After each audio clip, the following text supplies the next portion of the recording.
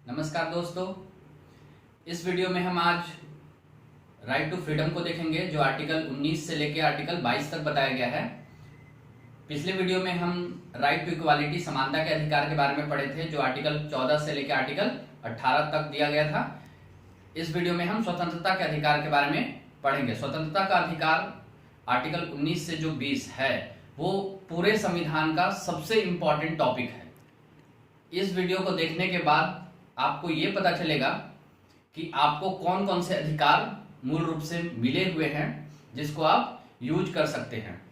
तो देखते हैं कि आर्टिकल 19, 20, 21, 21A और 22 में कौन कौन से आर्टिकल बताए गए हैं। तो आर्टिकल 19 में freedom of speech and expression, बोलने या वाक एंड अभिव्यक्ति की स्वतंत्रता के बारे में बताया गया है। आर्टिकल 20 में protection in respect of conviction for offences, मतलब अपराध के लिए दोष सिद्धि के संरक्षण के बारे में बताया हुआ है। मतलब कि किसी को अगर कोई अपराध करता है तो उसको भी कौन कौन से अधिकार मिलेंगे ये बताता है आर्टिकल 20। आर्टिकल 21 में protection of life and personal liberty, किसी को दैहिक प्राण एवं दैहिक स्वतंत्रता का अधिकार। इसका मतलब हमें संविधान के आर्टिकल 21 के तहत ये बताया गया है कि आपको लाइफ और पर्सनल लिबर्टी, मतलब एक जीवन जीने का आपको अधिकार है लिबर्टी के साथ, डिग्निटी के साथ, वो आपको आर्टिकल 21 में बताया गया है। आर्टिकल 21A जो बाद में जोड़ा गया है वो है article right to elementary education, मतलब कि शिक्षा का अधिकार भी बोलते हैं हमें। 86th अमेंडमेंट एक्ट 2002 में ये बाद में ऐड किया गया। ये पहले directive principle of state policy में दिया हुआ था, बाद में उसको 2002 में उसको जोड़ दिया गया अंडर आर्टिकल 21A। और आर्टिकल 22 में protection against arrest and detention in certain cases, मतलब गिरफ्तारी और निरोध में संरक्षण। अगर आप गिरफ्तार कोई करने आ रहा है तो आपको कौन कौन से अधिकार संविधान में दिए हुए हैं, आप क्या क्या सामने वाले जो आपको अरेस्ट करने आ रहा है तो आप क्या क्या क्वेश्चन पूछ सकते हो, क्या क्या कर सकते हो उसके संबंध में ये अधिकार के बारे में पता चलेगा। और डिटेंशन, मतलब कि आप अभी नहीं भी किए हो कोई, आप मतलब फ्यूचर में करने वाले हो कोई अपराध, तो उसके लिए भी सरकार के पास प्रावधान है आर्टिकल 22 के तहत कि वो आपको क्या कर सकता है, निरोध कर सकता है, मतलब डिटेंशन में डाल सकता है। लेकिन उसके लिए भी क्या क्या, आप अगर डिटेंशन में चले जाते हो तो उसके लिए भी आपको क्या क्या राइट मिला हुआ है ये हम आर्टिकल 22 में देखेंगे। तो हम आर्टिकल 19 को देखते हैं पहले। अब हम आर्टिकल 19 को देखते हैं। तो आर्टिकल 19 के क्लॉज 1 में 6 चीजें दी हुई हैं कि आपको क्या क्या चीज की स्वतंत्रता है। पहला आर्टिकल 19 में क्या दिया हुआ है, फ्रीडम ऑफ स्पीच एक्सप्रेशन, लेकिन उसी में 6 चीज दिया हुआ है कि 6 चीजों का आपको स्वतंत्रता है। तो 6 चीजों में पहला है freedom of speech and expression, अभिव्यक्ति की स्वतंत्रता है, मतलब बोलने और अभिव्यक्ति की स्वतंत्रता। अब अपना अभिव्यक्ति दिखा सकते हैं, बोल सकते हैं जो आपको लगे। असेंबली करने का, आपको सम्मेलन करने का अधिकार है, लेकिन पीसफुल एंड विदाउट आर्म, मतलब आप कोई हथियार लेके नहीं, बिना हथियार के और शांतिपूर्वक आप सम्मेलन कर सकते हैं, ये आपको अधिकार है। तीसरा है एसोसिएशन, मतलब संगठन बनाने का अधिकार है आपको, कोई भी संघ, संगठन, कोऑपरेटिव तीनों चीज आप क्या कर सकते हैं, बना सकते हैं। या बाद में कोऑपरेटिव बाद में जोड़ा गया है, सहकारिता, कोऑपरेटिव का भी फॉर्मेशन आप कर सकते हैं। ये 97th अमेंडमेंट एक्ट से जोड़ा गया है। तो एसोसिएशन में एसोसिएशन बना सकते हैं आप, संघ, यूनियन बना सकते हैं, एसोसिएशन बना सकते हैं और कोऑपरेटिव बना सकते हैं।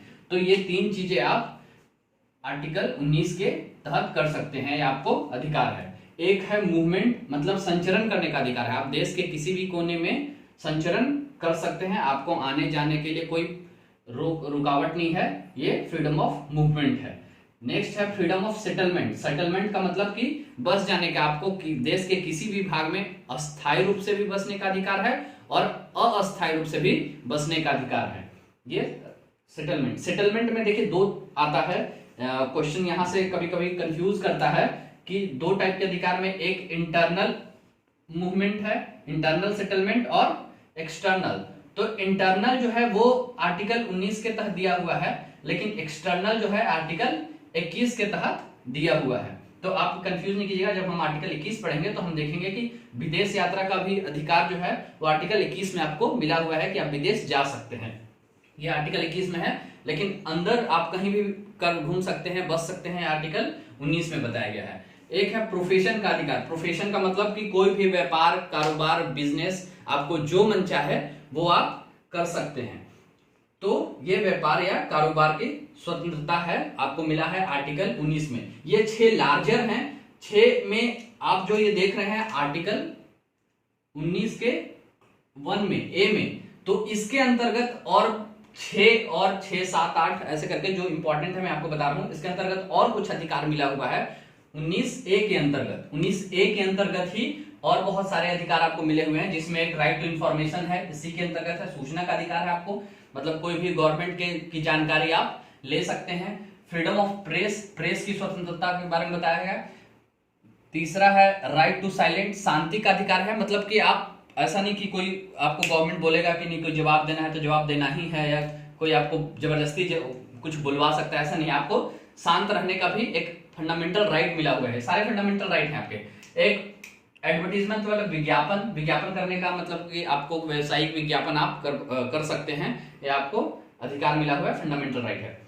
होस्ट नेशनल फ्लैग, आपको अपने जो नेशनल फ्लैग है उसको फहराने का अधिकार है। और राइट टू डिमोन्स्ट्रेशन, मतलब कि प्रदर्शन और विरोध का भी आपको अधिकार मिला हुआ है। किसके अंतर्गत ये है? ये है 19A के अंतर्गत। तो आपको कंफ्यूज नहीं हुआ है, पहले 19 के अंतर्गत ये A, B, C, D, E और F जो है वो कैंसिल हो चुका है। F कैंसिल क्या हुआ है? क्योंकि राइट टू प्रॉपर्टी अब फंडामेंटल राइट नहीं है, उसको लीगल राइट बना दिया गया है।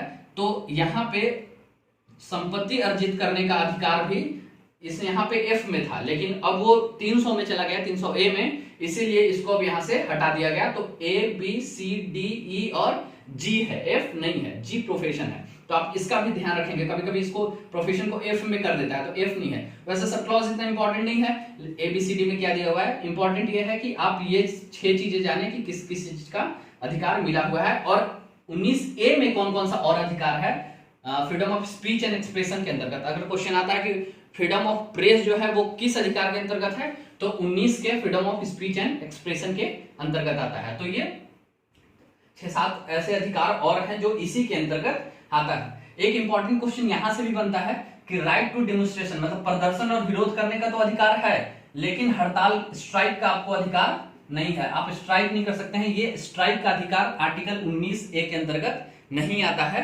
तो ये याद रखिएगा, प्रदर्शन कर सकते हैं, विरोध कर सकते हैं, वो भी पीसफुल, ये अधिकार आपको मिला हुआ है। अब क्योंकि हम जानते हैं कि जितने भी फंडामेंटल राइट है उसके साथ कुछ रिस्ट्रिक्शन है जो गवर्नमेंट लगा सकता है, स्टेट लगा सकता है। तो वो रिस्ट्रिक्शन आप जैसे राइट टू इक्वालिटी में भी देखे थे कि सबके साथ कुछ कुछ अपवाद था, रिस्ट्रिक्शन था, स्टेट उसके अगेंस्ट में कुछ कर सकता है, लेकिन वो रिस्ट्रिक्शन क्या है, रीजनेबल रिस्ट्रिक्शन होना चाहिए। तो रीजनेबल रिस्ट्रिक्शन जो हमारे फ्रीडम स्वतंत्रता का अधिकार है जो आर्टिकल 19 है, तो इन सारे चीजों में कुछ ना कुछ रिस्ट्रिक्शन गवर्नमेंट लगा सकता है। ऐसा नहीं है कि ये एब्सोल्यूट आपको नहीं मिला हुआ है। ये बहुत इंपॉर्टेंट है वर्ड है, क्योंकि एग्जाम में आता है कि all the right to freedom is absolute. No, it is not absolute. ये आपको एब्सोल्यूट नहीं है, इसके साथ कुछ रिस्ट्रिक्शन भी सरकार इंपोज कर सकता है। तो कौन कौन से रिस्ट्रिक्शन को इंपोज कर सकता है वो हम देखते हैं। तो क्या रिस्ट्रिक्शन है हम ये देखते हैं। तो रिस्ट्रिक्शन जो पहला freedom of speech and expression में ही क्या रिस्ट्रिक्शन स्टेट इंपोज कर रहा है वो देखते हैं। बहुत इंपॉर्टेंट है, ये स्किप नहीं करना है, आपको देखना है, क्योंकि क्वेश्चन आजकल यहां से बनना स्टार्ट हो गया है। तो freedom of speech and expression में सोवरेनिटी एंड इंटीग्रिटी, अगर देश की एकता और संप्रभुता के बेसिस पे अगर लगता है सरकार को कि आपके स्पीच एंड एक्सप्रेशन को अगर रोकना है तो वो उस पर रिस्ट्रिक्शन इंपोज कर सकता है, लगा सकता है। मतलब ये 7 क्राइटेरिया है, लगभग 7 क्राइटेरिया के बेसिस पे आपके freedom of speech and expression को राज्य जो है वो, स्टेट जो है वो खत्म कर सकता है। कुल मिला के फाइनल ये है। और वो 7 रिस्ट्रिक्शन कौन है ये देख लीजिए। सोवरेनिटी एंड इंटीग्रिटी, एकता और संप्रभुता के बेसिस पे। सिक्योरिटी, देश की सुरक्षा के बेसिस पे, अगर कहीं देश की सुरक्षा का मामला है तो आपको ये कहीं भी कोई कुछ भी बोलने की आपको आजादी नहीं रहेगी।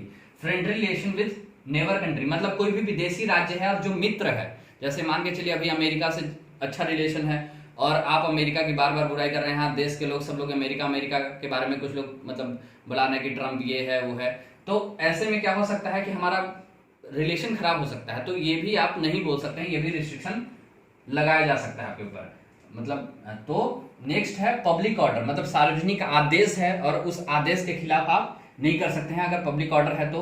मोरालिटी नैतिकता के बेसिस पे आपका ये जो रिस्ट्रिक्शन है इम्पोज किया जा सकता है।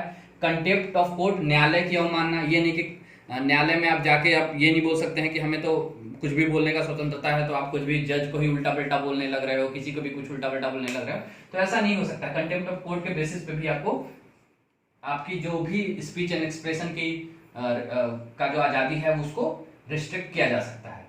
एक है इंसाइटमेंट ऑफ टू ऑफेंसेस, मतलब कोई अपराध में आप संलिप्त हैं और आप बोल रहे हैं कि नहीं हमको बोलने का अधिकार है, तो ऐसा भी बोलने का अधिकार आपका, उस पर भी रिस्ट्रिक्शन लगाया जा सकता है। तो ये freedom of speech and expression के पे ही 7 रिस्ट्रिक्शन है जो स्टेट इंपोज कर सकता है। भले आपको अधिकार मिला हुआ है लेकिन ये अधिकार एब्सोल्यूट नहीं है, मैं पहले बताया कि इस पे रिस्ट्रिक्शन स्टेट इन बेसिस पे इंपोज कर सकता है। उसके बाद हम लोग इसका असेंबली का भी देखते हैं कि इसका क्या रिस्ट्रिक्शन है। असेंबली में कौन कौन सा रिस्ट्रिक्शन है, जो बी में है सम्मेलन जो आपको करने का अधिकार है, तो उसमें रिस्ट्रिक्शन है अगर बात एकता और अखंडता की आएगी देश की, तो अगर उस पे अगर उसके खिलाफ कुछ जा रहा होगा तो रिस्ट्रिक्शन हो सकता है। पब्लिक ऑर्डर के खिलाफ अगर आप जा रहे होंगे तो हो सकता है। इसी के में जैसे कि असेंबली कर रहे हैं आप, धारा 144 लग जाता है। तो ये जो 144 धारा लगता है ये इसी में है कि आप पीसफुल असेंबली या एक जगह क्या कर सकते हैं, जमा नहीं हो सकते हैं। अगर पब्लिक ऑर्डर की बात आएगी तो पब्लिक ऑर्डर के बेसिस पे, सोवरेंटी और इंटीग्रिटी के बेसिस पे, 2 बेसिस पे असेंबली और असेंबली में जो आपको स्वतंत्रता मिला हुआ है सम्मेलन करने का स्वतंत्रता, उस पर रिस्ट्रिक्शन लगाया जा सकता है। और एसोसिएशन जो संगठन बनाने का आपका अधिकार है, तो उसमें 3 बेसिस पे, sovereignty and integrity of India, एकता और अखंडता, सार्वजनिक आदेश और एक नैतिकता, इन 3 बेसिस पे रिस्ट्रिक्शन लगाया जाता है। अगर आपके कोई संगठन जो आप बनाए हो, अगर उस संगठन का काम अगर लग रहा है कि इन तीनों को क्षति पहुंचाएगा, नैतिक नहीं है, पब्लिक ऑर्डर के खिलाफ है और सोवरेंटी एंड इंटीग्रिटी के खिलाफ है, तो रिस्ट्रिक्शन इंपोज किया जाएगा आपके संगठन बनाने पे। ये स्टेट कर सकता है अधिकार होने के बावजूद। तो ये 3 जो है वो संगठन में, ये 2 जो है वो असेंबली में रिस्ट्रिक्शन है आपका। उसके बाद मूवमेंट और सेटलमेंट, कहीं भी घूमने का और कहीं भी बस जाने का जो आपका अधिकार है, इसमें 2 रिस्ट्रिक्शन लगा हुआ है, एक जनरल पब्लिक इंटरेस्ट और एक एसटी मतलब शेड्यूल्ड ट्राइब जो एरिया है वहां पे आपको ऐसे ही, मतलब आप सोचोगे कि मैं जैसे अंडमान निकोबार में जारवा ट्राइब रहते हैं तो उन लोगों का मतलब जो कल्चर है वो यूनिक रहता है, तो वैसे कल्चर में आप सोचेंगे कि मैं वहीं जाके बसूं, तो बाहर वालों को अलाउ नहीं किया जा सकता है उस ट्राइबल एरिया में।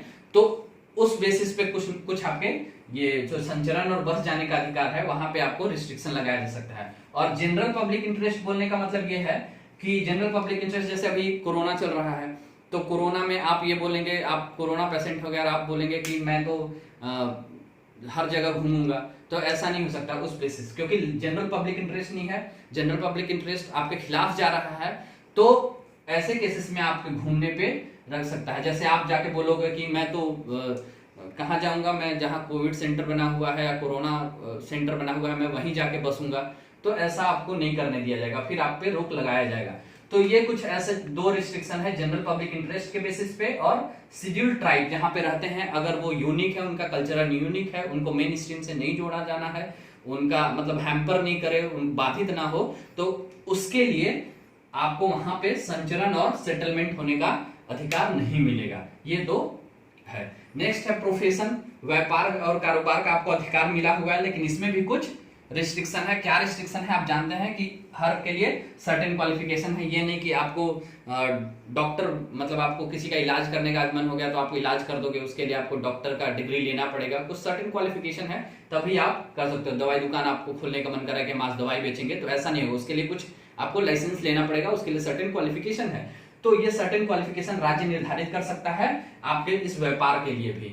और कुछ तो व्यापार आपको नहीं भी, एक नॉर्मल जो कोई भी जो प्राइवेट इंडिविजुअल है वो ये व्यापार नहीं कर सकता है। जैसे कि डिफेंस में, तो डिफेंस में क्या है, गवर्नमेंट मोनोपोली है कि नहीं, डिफेंस जो है वो सरकारी तंत्र के ही अंदर आएगा।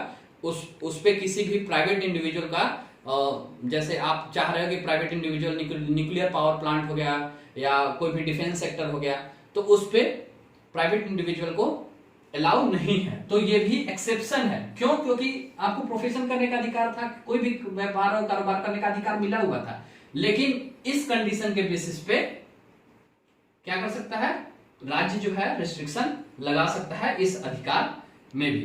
तो ये आर्टिकल 19 था। इसके बाद हम आर्टिकल 20 को देखते हैं। आर्टिकल 20 में ये बताया गया है कि protection in respect of conviction for offences. इसका मतलब ये आप समझिए कि कोई व्यक्ति अगर दोषी ठहरा दिया गया है, जैसे कोई दोष हो गया है, तो दोषी हो गया है, किसी व्यक्ति को गिरफ्तार किया जा रहा है, दोषी करार दे दिया गया। ये याद रखिएगा, दोषी करार होने के बाद, अगर दोषी करार हो गया तो दोषी करार होने के बाद उसको कौन कौन सा अधिकार मिलेगा ये इसमें बताता है। तो सबसे इसमें 3 अधिकार उसको दिया गया है। 3 अधिकार में सबसे पहला अधिकार है no ex post facto law, मतलब कोई पूर्व पद प्रभाव कानून नहीं लागू होगा। इसका मतलब ये समझिए कि अगर जो व्यक्ति अगर कोई अपराध किया है, उस समय जो कानून बना हुआ है उस अपराध के लिए, उसी के तहत उसको सजा मिल सकता है। इसका मतलब यह है कि ऐसा नहीं हो सकता है कि अभी हम अपराध किए कोई और उसके लिए अभी कोई प्रावधान है ही नहीं और उसको बाद में बोला कि अच्छा ये अपराध हुआ है, उसके बाद में उसको कानून बना दिए, मतलब पार्लियामेंट में बैठे और उसको कानून बना दिए और कानून बनाने के बाद बोले कि ठीक है अब कानून बन गया ना, अब आपको सजा दे रहे हैं। तो ऐसा नहीं हो सकता है। जिस दिन अपराध किया जा रहा है उस दिन वो कोई जो अपराध है वो कानून का, कोई अपराध के खिलाफ कोई कानून है कि नहीं है, अगर वो कानून है उस समय तो उसी को लागू किया जाएगा, अन्यथा नहीं लागू किया जाएगा। ये बताता है no ex post facto law, मतलब कोई पुराने कानून को बाद में यूज नहीं किया सकता है। बाद में कानून बना दिया उसको पुराने केस पे लागू कर दिया जाएगा, ऐसा नहीं हो सकता है। फिर नेक्स्ट है नो डबल जीओपार्डी। नो डबल जीओपार्डी मतलब दोहरी क्षति नहीं, हिंदी थोड़ा ज्यादा इसका टफ है।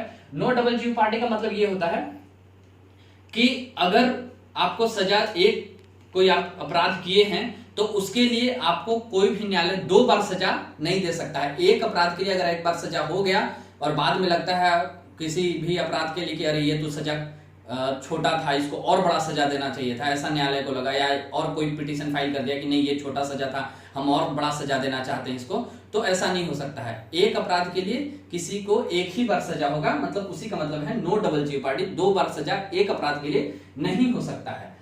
लेकिन इसमें एक रिस्ट्रिक्शन है, एक अपवाद है कि 2 बार सजा उसको, मतलब ऐसा नहीं कि कोई जैसे कर्मचारी है सरकारी विभाग में काम कर रहा है और विभाग में एक बार सुनवाई होता है, तो पहले विभाग में सुनवाई हुआ, उसका इंक्रीमेंट रोक दिया गया या कुछ ऐसा कर दिया गया, उसको पनिशमेंट दे दिया गया, उसके बाद उसको पता चला कि नहीं ये और भी ज्यादा बड़े स्तर पे था, न्यायालय में भी मामला चला गया और न्यायालय में भी उसको सजा हो गया कि जो भी है 2 साल का सजा, 4 साल का सजा या कोई बहुत ज्यादा बड़ा जुर्माना लग गया, तो वो ये नहीं बोल सकता है कि हमको तो एक बार एक इंक्रीमेंट रोक दिया गया था, हमको विभाग में पहले ही जांच में हमको ये बता दिया गया कि मतलब सजा हो गया है तो हम दोबारा सजा क्यों दे रहे हैं, क्योंकि हमें फंडामेंटल राइट में ये लिखा हुआ है। तो नहीं, विभागीय जांच को 2 बार में काउंट नहीं किया जाता है। विभागीय जांच, न्यायालय प्रकरण में ही 2 बार आपको सजा नहीं मिल सकता है। एक बार विभागीय जांच प्लस एक बार न्यायालय, ऐसा हो सकता है, लेकिन मतलब ये नहीं आप बोल सकते हैं कि विभाग का जांच को भी हम 2 बार के लिए काउंट करेंगे, तो वो नहीं काउंट करना है, वो अलग है।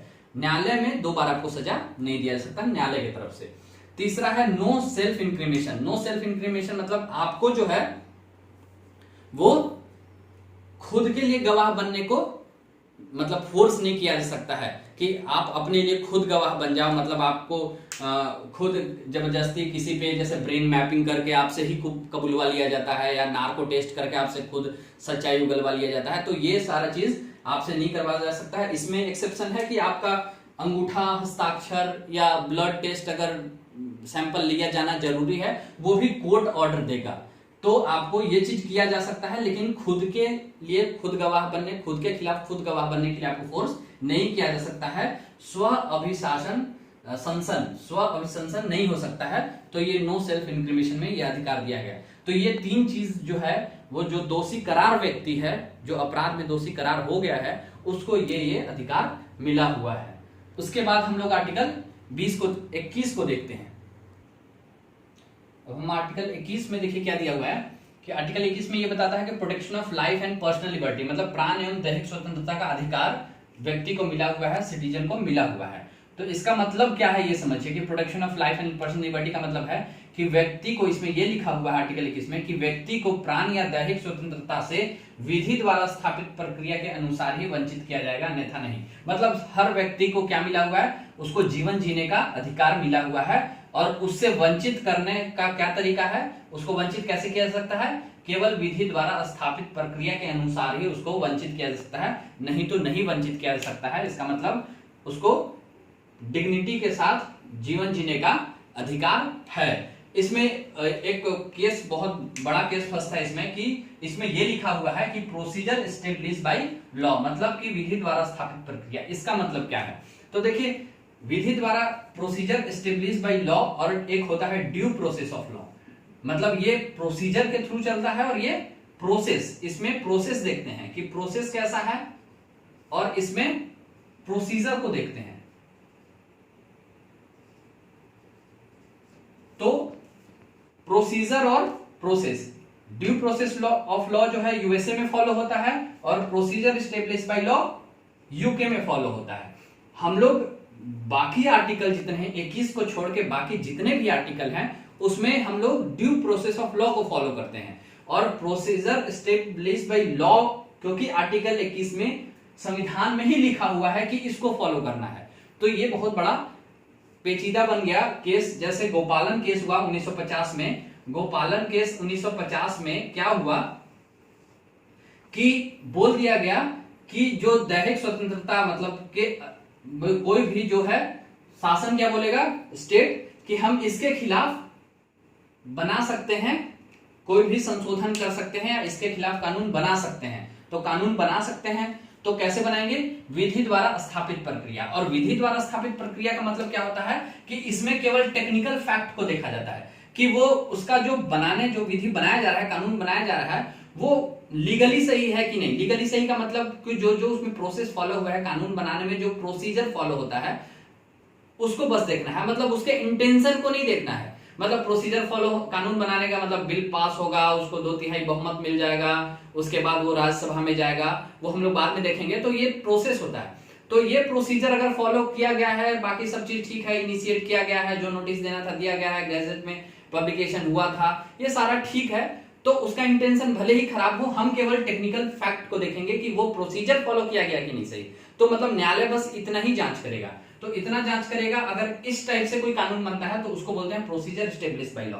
और ड्यू प्रोसेस ऑफ लॉ जो होता है वो अमेरिका में चलता है। अमेरिका में ये बोलता है कि नेचुरल जस्टिस पे काम करते हैं हम। नेचुरल जस्टिस का मतलब यह है कि उसमें हम इंटेंशन भी, न्यायालय क्या बोलता है कि हम उसमें इंटेंशन भी चेक करेंगे कि ये इंटेंशन जो है, ऑब्जेक्टिव जो इस कानून बनाने का जो ऑब्जेक्टिव है वो सही है कि नहीं, मतलब वो फेयर है कि नहीं, वो फेयर है कि नहीं, वो भी हम चेक करेंगे। हम तो प्रोसीजर को चेक करेंगे ही, प्लस उसका इंटेंशन भी हम चेक करेंगे। तो उसका इंटेंशन चेक करता है इससे।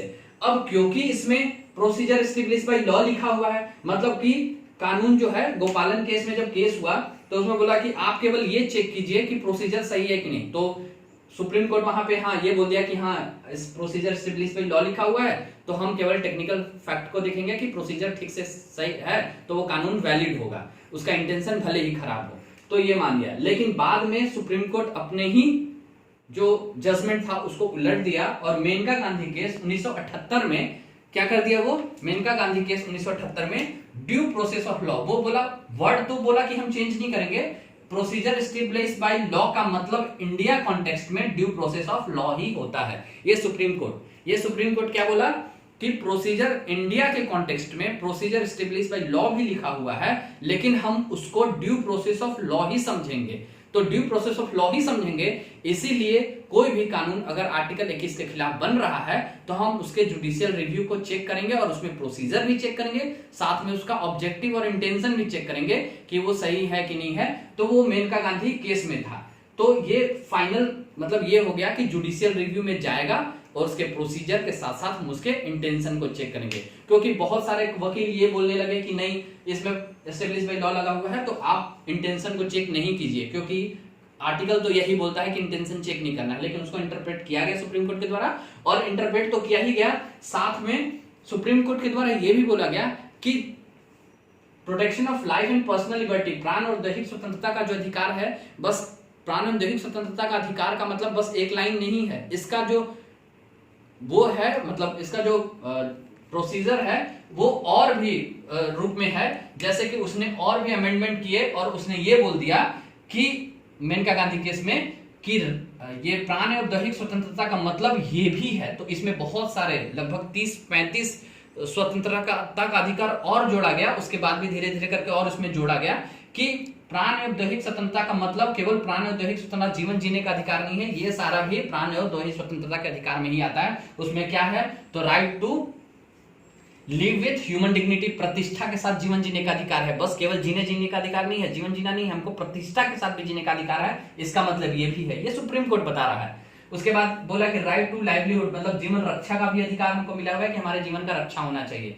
चाहे आप जीवन रक्षा मतलब चाहे वो कसाब हो चाहे कोई भी हो, सबको जीवन रक्षा का अधिकार, उसको जीवन रक्षा होगा। ये हमारे आर्टिकल में ये भी बताया गया है। राइट टू प्राइवेसी, निजता का अधिकार, राइट टू शेल्टर, आश्रय का अधिकार भी हमको है। राइट टू हेल्थ, स्वास्थ्य का अधिकार है हमको, मतलब हमें अगर कोई बीमारी होती है तो हमको उसका इलाज कराने का अधिकार है, फंडामेंटल राइट हम करा सकते हैं। पॉल्यूशन फ्री इन्वायरमेंट में हमें रहने का अधिकार है, मतलब पर्यावरण जो प्रदूषित रहित है, शुद्ध जल पीने का अधिकार है, शुद्ध हवा में सांस लेने का हमें अधिकार मिलना चाहिए। मिल रहा है नहीं मिल रहा है अलग बात है, लेकिन ये अधिकार है हमारा और हमें मिलना चाहिए। पॉल्यूशन फ्री इन्वायरमेंट, पर्यावरण जो प्रदूषण रहित रहेगा उसमें आपको अधिकार है, बताए थे आपको। और फ्री लीगल एड, मतलब निःशुल्क कानूनी सहायता आपको मिलने का भी अधिकार है। स्पीडी ट्रायल, सुनवाई जल्दी होगा आपका, यह भी आपका अधिकार है कि सुनवाई जल्दी होगा आपको अदालत में। राइट इन्फॉर्मेशन, सूचना का अधिकार। ट्रैवल टू अबॉर्ड, विदेश यात्रा का भी आपको अधिकार है। इलेक्ट्रिसिटी, बिजली मिले उसका भी अधिकार है। ऐसे करके बहुत सारे 35-36 ऐसे अधिकार सुप्रीम कोर्ट के द्वारा मेनका गांधी केस और उसके बाद और आगे आने वाले केस में भी उसको व्याख्या किया गया है। तो सारा मतलब प्राण एवं दैहिक स्वतंत्रता का अधिकार का मतलब ये सारे अधिकार भी इसी में निहित हैं। ये सुप्रीम कोर्ट व्याख्या किया मेनका गांधी केस में।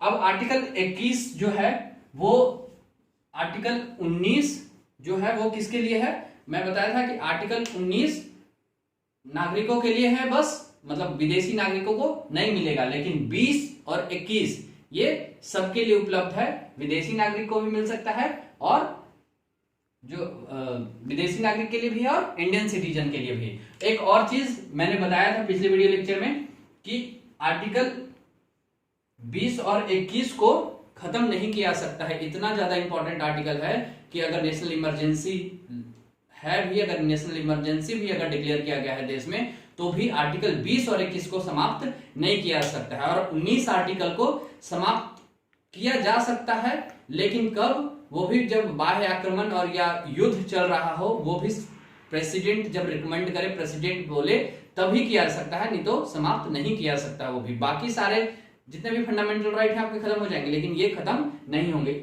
इससे आप ये जान सकते हैं कि ये जो दो आर्टिकल 20 और 21 आर्टिकल है ये कितना इंपॉर्टेंट आर्टिकल है। नेक्स्ट हम लोग देखते हैं आर्टिकल 22 को। उससे पहले हम पहले आर्टिकल 21A को देख लेते हैं, जो 86 अमेंडमेंट एक्ट 2002 के द्वारा जोड़ा गया है, जिसमें एजुकेशन फॉर ऑल कॉन्सेप्ट की गवर्नमेंट जो है सबके लिए अनिवार्य शिक्षा करेगा, एजुकेशन सबको देगा। इसको देखते हुए 86 अमेंडमेंट एक्ट 2002 को एक आर्टिकल 21 में ही एक आर्टिकल 21A करके जोड़ा गया, जो पहले आर्टिकल 45 में दिया गया था डीपीएसपी में, DPSP directive principle state policy, इसके तहत दिया हुआ था जो चीजें बताई गई थी, उसको हम आर्टिकल 21 में लाके 21A में लाके फंडामेंटल राइट में कन्वर्ट कर दिए। क्या बताया गया इसमें यह बताया गया कि जितने भी बच्चे हैं देश में उनको अनिवार्य और निःशुल्क शिक्षा, कितने ईयर के लिए, 6 से 14 ईयर, 6 से 14 साल के बच्चे को अनिवार्य व निःशुल्क शिक्षा प्रदान किया जाएगा। ये स्टेट का ड्यूटी है या स्टेट ऐसा प्रोविजन करेगा कि सबको अनिवार्य शिक्षा मिले, और ये अधिकार है हर एक बच्चे का, 6 से 14 ईयर का हर एक बच्चे का, कि वो उनको एजुकेशन मिलेगा, वो भी फ्री एंड कंपलसरी एजुकेशन। इसी के तहत RTE act, right to education act भी बनाया गया, राइट टू एजुकेशन एक्ट 2009 में। इस एक्ट में ये प्रोविजन किया गया बाद में कि अनिवार्य और निःशुल्क शिक्षा तो मिले ही मिले, लेकिन एक स्टैंडर्ड नॉर्म्स का मिले। मतलब स्टैंडर्ड नॉर्म्स समझ रहे हैं आप, कि एक जो स्टैंडर्ड हो वो भी मेंटेन हो, क्वालिटी भी मेंटेन हो। तो स्टैंडर्ड एंड क्वालिटी मेंटेन करने के लिए एक एक्ट बनाया गया, जिसमें ये बताया गया कि एजुकेशन जो मिलेगा बच्चों को वो स्टैंडर्ड एंड क्वालिटी एजुकेशन होना चाहिए। और उसी के साथ 51A जो फंडामेंटल ड्यूटी दिया हुआ है, तो इस फंडामेंटल ड्यूटी में बच्चों के माता पिता और बोलिए तो एवरी सिटीजन को ये कर्तव्य बताया गया है कि कर्तव्य है कि हर एक माता पिता अपने 6 से 14 साल के बच्चे को अनिवार्य शिक्षा प्रदान करने का वो कर्तव्य करेंगे अकॉर्डिंग टू आर्टिकल 51A। तो ये भी जोड़ा गया।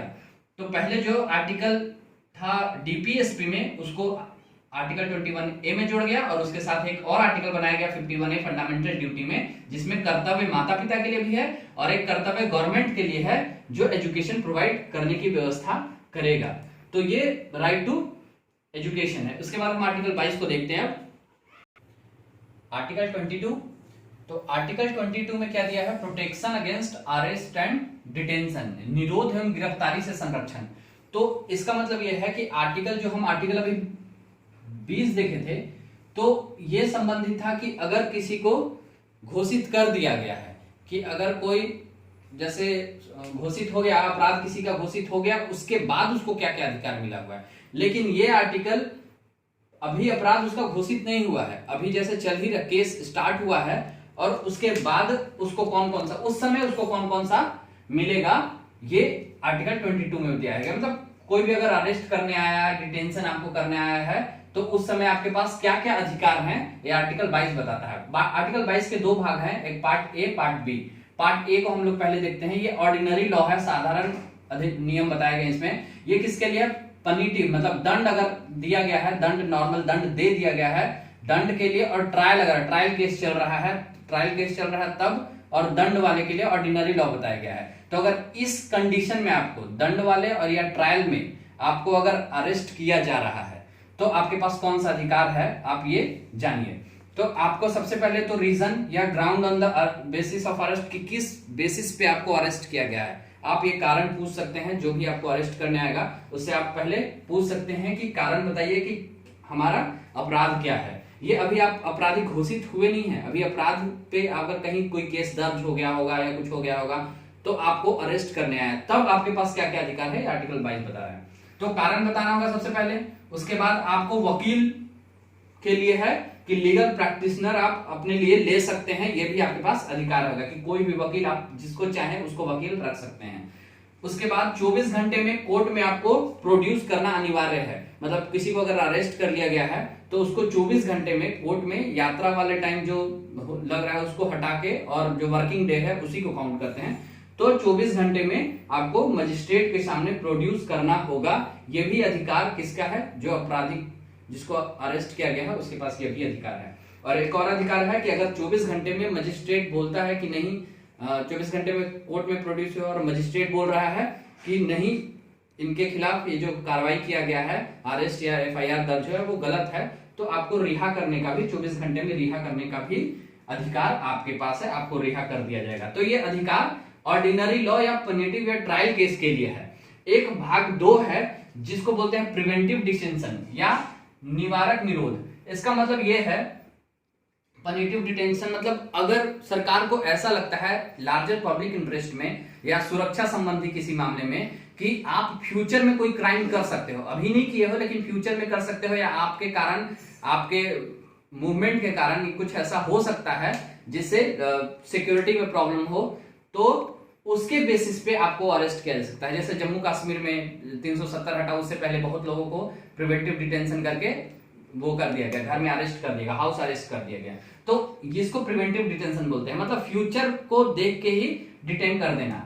तो इसमें भी कौन, अगर आप प्रिवेंटिव डिटेंशन में जाते हैं, आपको ऐसे अरेस्ट किया जा रहा है इसके तहत, तो भी आपको कौन कौन सा अधिकार है ये भी जानना जरूरी है।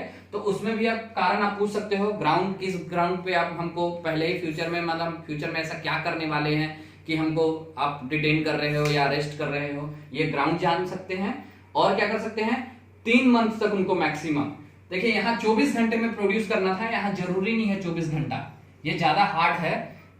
3 मंथ तक आपको रखा जा सकता है प्रिवेंटिव डिटेंशन में बिना कोर्ट में ले जाए हुए, 3 मंथ। और अगर 3 मंथ के बाद चाहे तो संसद को अधिकार है कि 3 मंथ के बाद भी कर सकता है उसको डिटेंशन, लेकिन उसके लिए एक एडवाइजरी बोर्ड होता है, और एडवाइजरी बोर्ड होता है और उसके कमिटी बनता है, एडवाइजरी बोर्ड कमिटी, उसमें हाई कोर्ट के जजेस जो रहते हैं वो क्या होते हैं, उस कमिटी के मेंबर रहते हैं। वो अगर देते हैं कि नहीं इनको 3 मंथ के बाद भी डिटेन करना जरूरी है, तो आगे आपको डिटेन और समय के लिए किया जा सकता है। लेकिन मैक्सिमम नॉर्मल केस में बिना एडवाइजरी बोर्ड के 3 मंथ तक आपको डिटेन किया जाएगा। उसके बाद आप आवेदन प्रस्तुत भी कर सकते हैं कि रिप्रेजेंटेशन अगेंस्ट डिटेंशन, अगर किसी को डिटेन किया गया है तो आवेदन प्रस्तुत वो कर सकता है। तो ये प्रिवेंटिव डिटेंशन का है। और एक नॉर्मल, ये नॉर्मल जब आप अरेस्ट करने आए, नॉर्मल केस में जो आप कर दिए हैं क्राइम, ऐसा लगता है किसी को और आपके खिलाफ एफआईआर दर्ज हो चुका है, तब के केस में ये है, और प्रिवेंटिव डिटेंशन के केस में ये है। अब प्रिवेंटिव डिटेंशन में पार्लियामेंट को बहुत सारे पावर मिले हुए हैं कि इसके प्रिवेंटिव डिटेंशन के खिलाफ बहुत सारे एक्ट वो कानून बना सकता है। तो जैसे कि बहुत सारे कानून भी बने हुए हैं, कभी हम इसके बारे में भी चर्चा करेंगे। मीसा एक्ट जो 1971 इमरजेंसी से पहले इंदिरा गांधी ने बनाई थी, और इसी के तहत इमरजेंसी के समय इसको यूज किया गया था, इस एक्ट को, और बहुत सारे लोगों को पहले से ही अरेस्ट कर लिया गया था। फिर एक कोफीपोसा एक्ट है, 1971 में बना था, लेकिन जनता पार्टी गवर्नमेंट आया तो 1978 में इसको समाप्त कर दिया गया। फिर कोफीपोसा एक्ट है, 1974 में ये भी आया था, लेकिन बाद में ये भी खत्म हो गया। फिर एक नासा, इसको नेशनल सिक्योरिटी एक्ट बोलते हैं, रासुका भी हिंदी में बोलते हैं। अभी बहुत ज्यादा कोरोना वाले केस में न्यूज में चल रहा था, जैसे एमपी गवर्नमेंट लगा रहा था, या एमपी गवर्नमेंट ने भी रासुका लगाया था जो पत्थर चला रहे थे डॉक्टर पे, तो वो नेशनल सिक्योरिटी एक्ट के खिलाफ ये प्रिवेंटिव डिटेंशन है, मतलब उसको करके बिना कोर्ट में प्रस्तुत किए सीधे अरेस्ट किया जा सकता है। तो ये प्रिवेंटिव डिटेंशन है। टाडा एक्ट आया था, टेररिज्म से रिलेटेड अगर कुछ ऐसा करते हैं तो उनको भी, जो इन्वॉल्व है टेररिज्म से रिलेटेड, उनको बिना उसके कोर्ट में प्रस्तुत किए उनको कर सकते हैं अरेस्ट। ये भी 1985 में आया था, लेकिन 1995 में ये भी समाप्त हो गया। टाटा पोटा एक ही जैसा कानून था, ये भी 2002 में आया था, 2004 में भी समाप्त हो गया। और एक अभी यूएपीए एक्ट है जो 1967 में आया है, यही अमेंडमेंट हो गए अभी 2019 में इसको और कठोर बनाया गया है, और ये एक्ट अभी चल रहा है। तो ये भी चल रहा है, ये भी चल रहा है। बहुत सारे एक्ट जो है वो पैरेलली चलते रहते हैं, जिसके अंतर्गत अलग अलग प्रिवेंटिव डिटेंशन के नियम है कि वो अलग अलग है कि कौन सा किस टाइप का काम कर रहा है, और किस केस में किसको प्रिवेंट करना है, किसको डिटेन करना है। तो उसके लिए अलग अलग एक्ट भी बनाए गए हैं protection against arrest and detention में। ये जो है ये दोनों लोगों को मिला है, अगर इंडियन सिटीजन भी हैं और विदेशी नागरिक हैं, तो दोनों को ये अधिकार मिला है।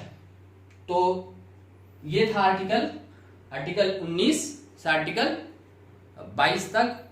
तो हम अभी स्वतंत्रता का अधिकार देखें। नेक्स्ट वीडियो लेक्चर में हम अगले आर्टिकल को देखेंगे, अगले अधिकार को, अगले फंडामेंटल राइट को देखेंगे। होप आपको ये फंडामेंटल राइट जो है इस पार्ट में 19 से 22 तक उसको समझ में आया होगा। तो ये बहुत ही ज्यादा इंपॉर्टेंट टॉपिक था और बहुत ही ज्यादा कॉन्सेप्चुअल। ये आर्टिकल 19 से 20 स्वतंत्रता का अधिकार पूरे संविधान और पूरे फंडामेंटल राइट में सबसे कॉन्सेप्चुअल है। तो आप समझें इसको और अच्छे से दो तीन बार करके इसको प्रैक्टिस करेंगे, इसके ऑब्जेक्टिव क्वेश्चंस को भी लगाएं, तो आपको पूरा और क्लियर हो जाएगा। ओके, धन्यवाद।